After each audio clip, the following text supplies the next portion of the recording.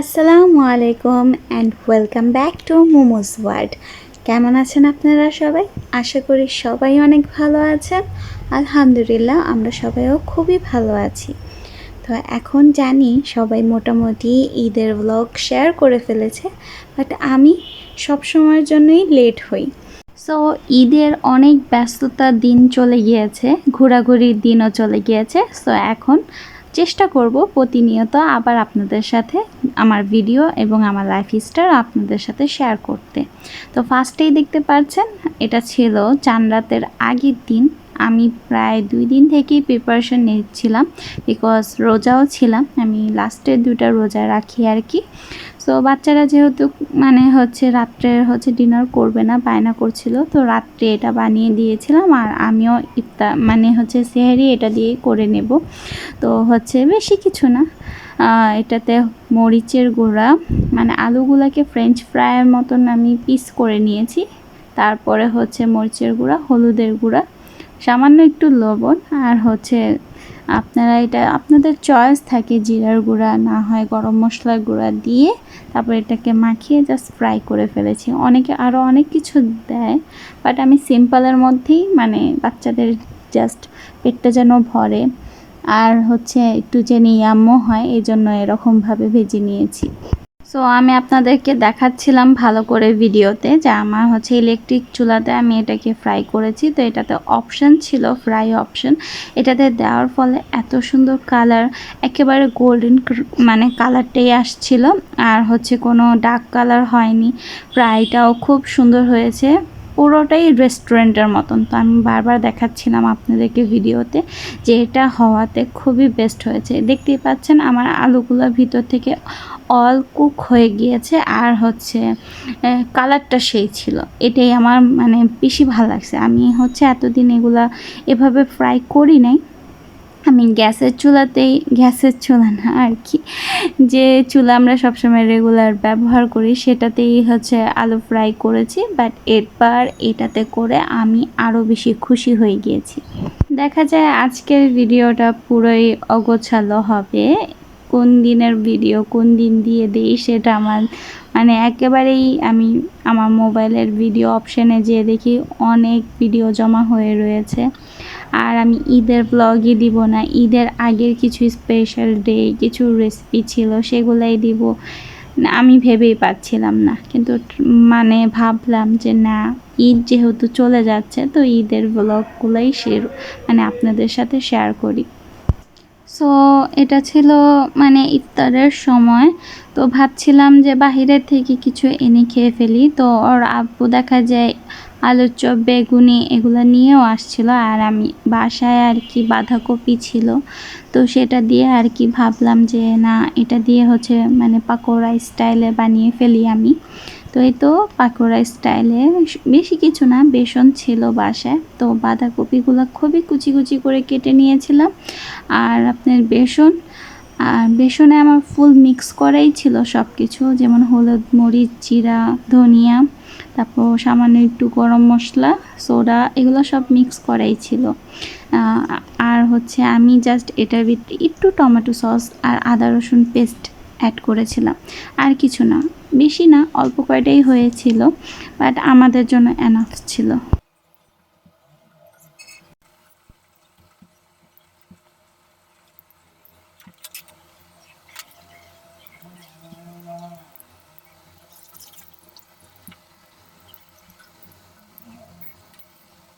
আচ্ছা জানেন, আমি পাকোড়া বানিয়েও আমার শরীরে এত এনার্জি ছিল যে আমি লিটারেলি ভাবছিলাম যে আমি আর কি করব। পরে দেখলাম যে চিকেন পিস ছিল। সো আমি ভেবে নিলাম যে না, এটাতে তান্দুরি চিকেন বানানো যাক। আর আমি ইফতারের পরে যতটুকুই পারি আমি 1 গ্লাস বা কোনো শরবত, মিল্ক টাইপের, এই টাইপের খাওয়ার চেষ্টা করি। তো তার জন্য দুধটা অবলক দিয়ে নিলাম। কারণ মোটামুটি বাচ্চাদের দুপুরে খাওয়া দাওয়া ডিম ভেজে খাইয়ে দিয়েছিলাম। সো ফুল টাইমটাই ছিল ঘর গুছানো আর আমার ইফতারের আইটেম বানানো। তো এখানে টক দই নিয়ে নিলাম ফার্স্টে। আমি আপনাদের খুব সিম্পলভাবে একটা তান্দুরি রেসিপি দেখাবো আজকে। আপনারা চাইলে যে মানে কুরবানি ঈদে গরু খেতে খেতে খেতে খেতে যারা টায়ার্ড হয়ে যাবেন তারা এই রেসিপিটা ট্রাই করে দেখতে পারেন, এটা খুবই মজা হয়। সো রেসিপিতে আসি, রেসিপিটা খুব তাড়াতাড়ি করে আমি ঝটপট করে দেখিয়ে দিই আপনাদের সাথে। তো আমি টক দই নিয়েছিলাম, এখানে 1 চামচের মতন হবে, যেটাকে আমি ভালো করে মেল্ট করে নিয়েছি। এরপরে সয়া সস দিয়ে দিলাম 1 চামচ, ওয়েস্টার সস দিব। ওয়েস্টার সসটা দেওয়ার চেষ্টা করবেন, বিকজ সস যত দেবেন ততটা আর কি মজা লাগে। তো আমি এখানে কি দিচ্ছি, এটা যেহেতু আমার 3-4 দিন আগের ভিডিও করা, আমি তো বললামই এটা চান রাতের আগের দিনের প্রিপারেশন। সো দেখা যায় যে আমার পরিমাপটা সেরকম মনে নেই, তো আমিও ভিডিও দেখছি আর আপনাদের সাথে সাথে পরিমাণটা বলছি। সো এখানে ওয়েস্টার সস 1/2 চামচ দিয়ে দিয়েছি, আর হচ্ছে মনে করেন টমেটো সস দিয়ে দিলাম 1/2 চামচের মতনই হবে। সো এখানে 3 পিস আমি আর কি চিকেন অ্যাড করব, তার জন্য অল্প অল্প পরিমাণের সব কিছু দিচ্ছি। আদা রসুনের পেস্ট দিয়ে দিলাম 1 চামচের মতন, আর মনে করেন এগুলোকে ভালো করে মিক্স করে দিয়ে দিতে হবে। আচ্ছা, এই দেখেন বলতে বলতে আমি টমেটো সস আরেকটু দিয়ে দিয়েছি। সো টমেটো সস আপনারা 1 চামচ দিলেই মনে হয় বেটার হবে। এরপরে আমি কাসুন্দ দিয়ে দিয়েছি, এটাও 1/2 চামচের মতনই আমি দিয়েছি। আচ্ছা, আপনাদের যদি মাস্টার পেস্ট যদি সসটা থাকে সেটাও যদি দিতে পারেন। আমার কাছে সেটা একটুখানি বেশি মানে ঘন টাইপের লাগে, তো আমি ইজিলি বাংলা পদ্ধতিভাবেই দিয়েছি, কাসুন্দ দিয়ে দিয়েছি। তো এটাতেও মানে তান্দুরির স্মেলটা খুবই সুন্দর আসে। আর একেবারে মানে সব শেষে আমি একটুখানি ভিনেগার দিয়ে দিয়েছি, খাবারের ভিনেগার, এটাও হচ্ছে দেখতে পাচ্ছেন 1/2 চামচ। তো এগুলা ছিল সস আইটেম আর কি, লিকুইড আইটেমগুলো যেগুলো আমি এখন ভালো করে মিক্স করে নিব। এখন দিয়ে দিচ্ছি সব মানে মশলা টাইপের জিনিস। তো ফার্স্টে আমি দেখেছেন যে হলুদের গুঁড়া সামান্য পরিমাণে, বলতে পারেন 1 চিমটি পরিমাণে দিয়েছি। এরপরে দিব আমি মরিচের গুঁড়া, সেটাও আমি অল্প পরিমাণে দিয়েছি, বিকজ আমার জাবির বাবা খাবে। আমি মশলার পরিমাণটা সবসময় কম দিই। দিয়ে দিলাম জিরা, তারপর ধনিয়া আর গরম মশলার গুঁড়ো দিয়ে দিয়েছি সবগুলা। এগুলা অল্প পরিমাণে, আপনারা হয়তো আধা চামচেরও কম দিতে পারছেন। তো এই উপকরণগুলো এখন ভালো করে মিক্স করে নিব। আচ্ছা, এগুলা সবসময় আলাদা মিক্স করবেন। চিকেন দেওয়ার উপর দিয়ে যে অনেকে আছে একসাথে মিক্স করে, সেভাবে দিলে হয় কি চিকেনের একটা পানি থাকে, সেটা আছে না বের হয়ে আর কি, মানে যে আমরা এই মশলাটা বানিয়েছি সেটা পানি ছেড়ে দেয় না। আচ্ছা, লাস্টে আমি হচ্ছে এখানে বেসন দিয়ে দিয়েছি 2 চামচ। এটা আমার কোনো মিক্স করা বেসন ছিল না, এটা জাস্ট বেসন ছিল। নাহলে নর্মালি আমি বেসন করে কি যে লবণ, হলুদ, মরিচ এগুলো দিয়ে মানে রেডি করে রাখি, যেন কিছু ভাজতে হলে সেটা রেডি টু ইট থাকে। তো এখানে আমি এখন মানে তেলটাও দিয়ে দিব, বিকজ এটা তান্দুরি চিকেনে আপনারা যত সরিষার তেল, তারপর কাসুন্দ এই টাইপের জিনিস যতটা দিবেন মানে স্ট্রং একটা ফ্লেভার আসে। তো সেটা আমার কাছে খুবই ভালো লাগে।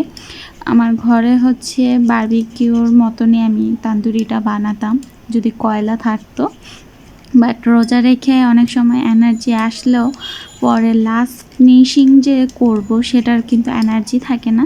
সো সেটা আর হতে পারেনি, কারণ কয়লাও ছিল না, আর হচ্ছে আমি যে তান্দুরি টাইপের একটু করব বেশি করে যে স্মোকি একটা ফ্লেভার আনবো, সেটা আর লাস্টে মন চাচ্ছিল না।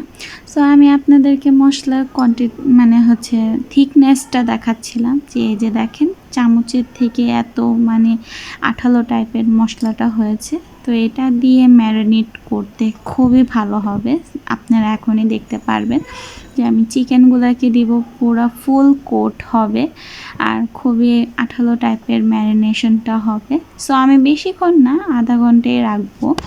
আচ্ছা, আপনাদেরকে আরেকটা ট্রিক্স বলে দিই। অনেকেই করে কি যে চিকেন ধুয়ে সাথে সাথে এই যে মশলাটা আমরা বানিয়েছি এটার মধ্যে দিয়ে দেন, এরকমটা একটু করবেন না। ফার্স্টে চিকেনগুলোকে ভালো করে ধুয়ে এগুলাকে হচ্ছে টিস্যু পেপার নিয়ে নেবেন বা হচ্ছে কিচেন টাওয়াল যেগুলো থাকে সেগুলো দিয়ে কিচেন মানে চিকেনগুলোকে ভালো করে মুছে নেবেন, মানে পানিটা যেন ওটা শুষে নেয় সেরকম করে নেবেন। আপনি দেখতেই পাচ্ছেন আপনারা যে আমি চিকেনগুলোকে খুব ভালো করে এগুলা হচ্ছে ছিল শুকানোর ছিল, তারপর আমি এখানে ম্যারিনেশন করছি। আচ্ছা, ভালো করে আপনারা যদি এভাবে দেন তাহলে না ক্রিস্পিটা হয় আর এই কোটগুলো লেগে থাকে। আর পানি সহ যদি দেন তাহলে এটা না খুব লিকুইডি টাইপের হয়ে যায়, আর তেলে যখন ভাজবেন এগুলো খুব মানে হচ্ছে ছাড়া ছাড়া হয়ে যাবে। তো আরেক দিকে আমি তান্দুরির প্রসেস করছিলাম, যে চিকেন তান্দুরি যেহেতু বানাচ্ছি তাহলে তান্দুরি বা নান কিছু একটা বানিয়ে নেওয়া যায়। বাট আমার ইস্টটা একেবারে নষ্ট ছিল। আমি ওয়ার্ম যখন মিল্কটা নিয়েছিলাম এটার মধ্যে ইস্টটা দিয়েছি, সুগার দিয়েছি, বাট এটা ফুলে নেই, আমার একেবারে রুটি টাইপের হয়ে গিয়েছিল। তো মনটা একটু খারাপই হয়ে গিয়েছিল, বাট আর কি চলে, আপনারা লাগলে বাহিরের থেকেও কিনে খেতে পারেন বা ঘরে যদি আপনাদের ইস্ট ভালো থাকে তো বানিয়ে নিতে পারেন।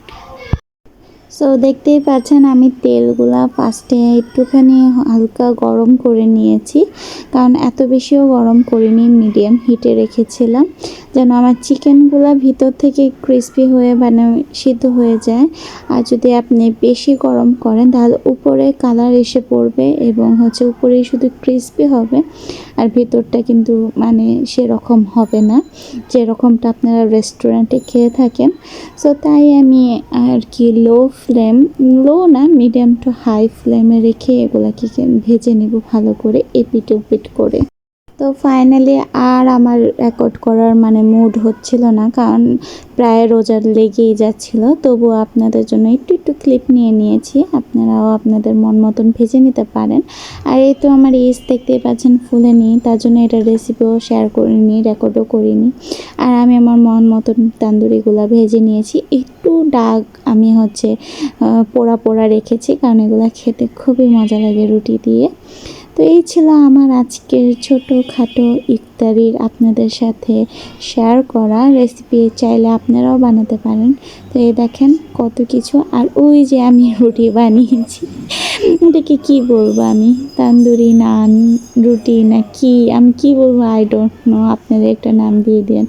আর এখানে যা ফল টল ছিল সেগুলোকে কেটে নিয়েছিলাম, এটা লাস্ট আর কি তরমুজ ছিল আমাদের, তো এখানে মহব্বতের শরবতও বানিয়ে নিয়েছিলাম একটু, আর হচ্ছে রুটি এনেছিল আর আপু। আর মোটামুটি হচ্ছে আমি ফ্রিজ ক্লিন করে ফেলেছি, ক্লিন করার পরে যে এত ভাল লাগে। সো এগুলো হচ্ছে মাছের সেকশন, আর এখানে কিছু লেফট ওভার হচ্ছে পোলাও, ওটা হচ্ছে মাংস, মিল্ক এনেছি, তারপর এখানে সব বাচ্চাদের ফ্রোজেন আইটেমগুলো উপরে রেখে দিয়েছি।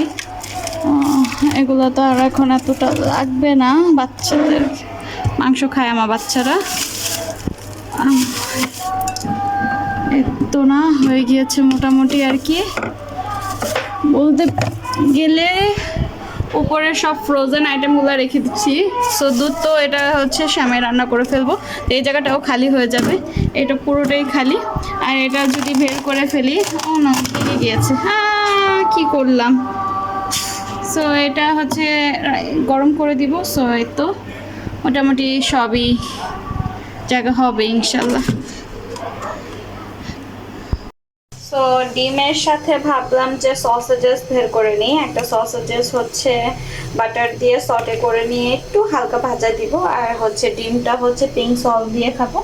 আর এখানে হচ্ছে এগুলো রসুন, এগুলো হচ্ছে আদা, এগুলাকে হচ্ছে কালকে ব্লেন্ড করব ধুয়ে ভালো করে, এখন জাস্ট ক্লিন করে, ক্লিন না আর কি খোসা ছাড়িয়ে এটা হয়ে গিয়েছে। আচ্ছা যাই হোক, আমার হাজব্যান্ড এটাতে হেল্প করছে আমাকে অনেক, নাহলে আমার এই আদা রসুন অনেক বিরক্তকর একটা জিনিস লাগে। সো এটা হচ্ছে আমার ইফতারের সময়। আচ্ছা, আমার ব্যাকগ্রাউন্ডের মিউজিকটা আপনারা ইগনোর করবেন, পাশের বাসার মানুষরা, আমি বুঝি না এই টাইমেও কেন তারা হচ্ছে সং শুনতেছে। এখন কিন্তু প্রায় রাত 3টা বাজে, কিন্তু তারা সবসময় এরকম করে। সো একটাকে হচ্ছে দেখতে একটুখানি লাগতেছে, বিকজ কেন যেন মানে পুরোটাই ছিলে গেল। আর একটা সসেজেস নিয়ে নিয়েছি, একটু লবণ নিয়েছি। এটাই হচ্ছে আমার ইফতার, সরি ইফতার বলছি, এটা আমার সেহেরি। এটা আমার সেহেরির টাইম। সো আগে খেয়ে নিই ঝটপট করে, তারপর আপনাদের সাথে আবার ব্লগটা স্টার্ট করি। সো মোটামুটি জিলহজ মাসের যে দুটা রোজা আমি রেখেছি, সেটার হচ্ছে সেহারি এবং ইফতার মানে দুটোই আপনাদের সাথে শেয়ার করলাম। তো এর পরের ভিডিওগুলা চাঁদ রাত আর হচ্ছে ঈদে এগুলা হচ্ছে শেয়ার করব আপনাদের সাথে। তো ভিডিওর যখন লাস্ট পর্যায়ে এসেই পড়েছি, তো একটুখানি বলে রাখি, যারা আমার ভিডিও নতুন দেখছেন তারা আমার চ্যানেলটাকে অবশ্যই সাবস্ক্রাইব করে দিবেন, আর সাথে থাকার বেল আইকনটাও প্রেস করে দিবেন, যেন আমি ভিডিও ছাড়ার সাথে সাথে আপনারা নোটিফিকেশন পেয়ে যান। আর যারা হচ্ছে আমার ভিডিওগুলো দেখে থাকেন, ভালো লাগলে অবশ্যই একটা লাইক করে দিবেন। আর এই তো এটা ছিল ইফতারের সময়। তো এখানে হচ্ছে কর্নারে মুবাশিরের আব্বুও ছিল, বাইরের থেকে হচ্ছে কিছু নিয়ে আসছিল, বেগুনি আলুর চপ। আর আমি ঘরে হচ্ছে মিনি বার্গার বানিয়ে ফেলেছিলাম, নিমকি ছিল আর মানে শরবত বানিয়ে নিয়েছিলাম। এটাই ছিল আমাদের সিম্পল, একেবারেই সিম্পল হচ্ছে ইফতার। সো মিনি বার্গারগুলো কিভাবে বানিয়েছি সেটার রেসিপিও হয়তো একদিন আপনাদের সাথে শেয়ার করব। আমার এটা ভিডিও আছে, বাট এই ভিডিওটা খুব লং হয়ে যাচ্ছে দেখে আমি আর হচ্ছে এটাতে অ্যাড করলাম না। সো আপনাদের কীরকম রোজা গেল বা ঈদ গেল সেটা কিন্তু অবশ্যই আমাকে কমেন্টে জানাতে পারেন। আর এই ঈদে, কুরবানি ঈদে হচ্ছে গরু ছাড়া কিন্তু কোনো মজা নেই। তো একটু ব্লগে আপনাদের ভাইয়ারা যে গরুগুলা নিয়ে আসছে সেটার একটু ভিডিও দেখালাম আপনাদের। আর মুবাশিরা মানে হচ্ছে ভয় পাচ্ছিল, কিন্তু পরবর্তী সময় কিন্তু খুব সুন্দরভাবে বাচ্চা বলে গরুদের আদর করছিল। তো এই তো আমার ব্লগ আজকের জন্য এখানেই শেষ করছি। দেখা হবে নেক্সট আরেকটা ভিডিওতে।